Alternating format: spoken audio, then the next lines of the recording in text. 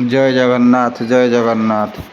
आज वन महोत्सवर सप्तम दिवस। आज भुवनेश्वर रसुलगढ़ अंचल मोर लगे ये ओस्त गछ चारा आ बौल गछ चारा किसी आनी। बुलू भाई भी सांगरे आसछंती। आज बुलू भाई मोर मिसिकी लगा हब। ये ओस्त गछ चारा सब मु विभिन्न जगार संग्रह करी प्रोसेसिंग करी सुस्थ करी पुणी आनिकी वृक्षरोपण करुच्ची। अनुपयुक्त स्थान मानक सब संग्रह कराइला जोटिकी काटिदेवे ब्रिज उपरे छातरे कांथ बाड़े जो सब होता है सब संग्रह करी मु निजे प्रोसेसिंग करी रखे।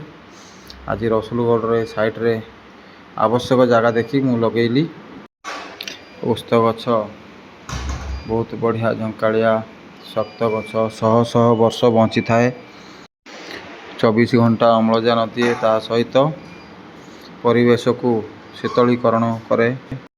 तेणु जदिओ आज वन महोत्सवर सप्तम दिवस किंतु आषाढ़ श्रावण 2 मास वर्षा ऋतु चलो।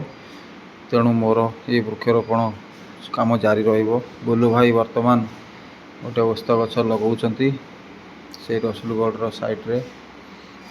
रसुलगढ़ साइड रे मु गला वर्ष बहुत लगेइथिली से बढ़िया सुंदर भाव में बढ़ी जाइए।